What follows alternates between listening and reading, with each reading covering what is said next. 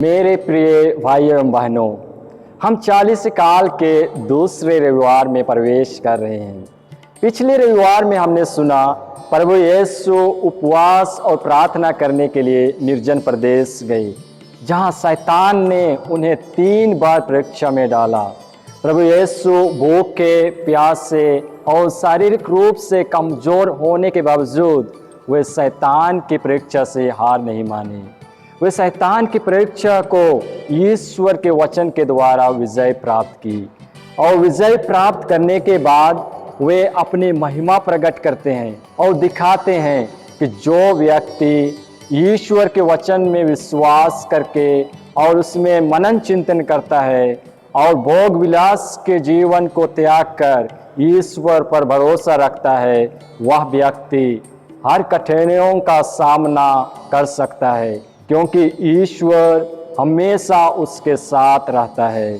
आज के सुसमाचार ताबोर पर्वत पर हुए रूपांतरण की घटना के बारे में बताते हैं।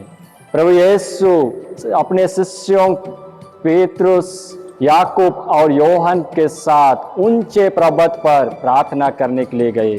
जब वे प्रार्थना कर रहे थे तो यीशु शिष्यों के सामने उसके रूप बदल जाते हैं, उसके चेहरे चमकने लगते हैं, उसके कपड़े उज्जवल हो जाते हैं। मूसा और इलियस उसके साथ बात करते हुए दिखाई देते हैं। यह दृश्य शिष्यों के लिए बहुत खास अनुभव था, इसीलिए पतरस इस अनुभव को हमेशा के लिए रखना चाहता है। इसीलिए यह प्रस्ताव रखता है कि यहाँ पर हम लोग 3 तंबू खड़ा करेंगे। लेकिन प्रभु की आवाज़ आकाश से सुनाई देती है, यह मेरे प्रिय पुत्र है, इसकी सुनो। यह आवाज़ केवल शिष्यों के लिए नहीं बल्कि हम सबों के लिए है।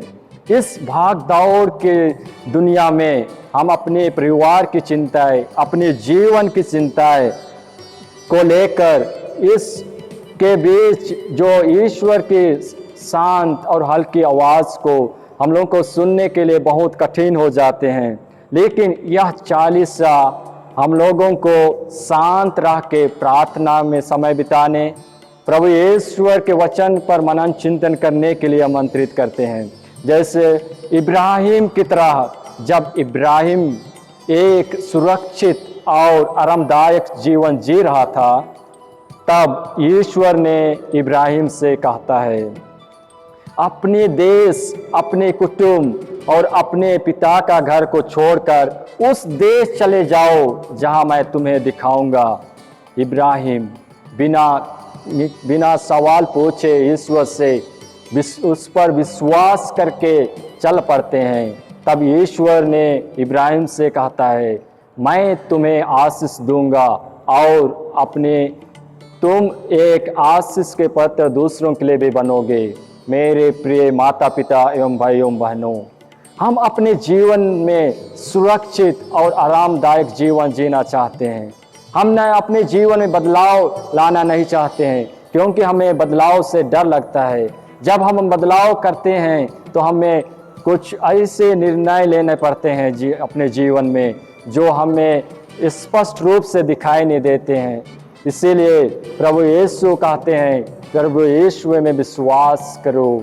जब हम प्रभु ईश्वर में विश्वास करके अपने जीवन में आगे बढ़ते हैं तो हम प्रभु यीशु हम लोगों को उस स्थान पे ले जाते हैं जो हमें प्रभु ईश्वर अपने तैयार करके रखे हुए हैं। मेरे प्रिय माता पिता एवं भाइयों बहनों, क्योंकि जब ईश्वर पर हम भरोसा और विश्वास करके आगे बढ़ते हैं तो ईश्वर हम लोगों को से कहता है, मैं तुम्हें आशीष दूंगा और तुम दूसरों के लिए भी आशीष बन जाओगे।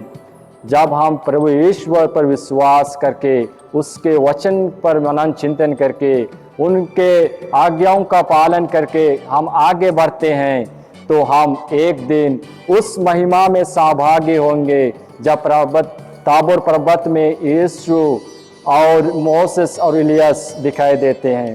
मोसेस और इलियस का दिखाई देना हम लोगों को यह याद दिलाती है कि हम लोगों का जीवन की मृत्यु का अंत नहीं है, लेकिन ये हम लोग ईश्वर के साथ हमेशा हमेशा के लिए उसके साथ जीवन जिएंगे।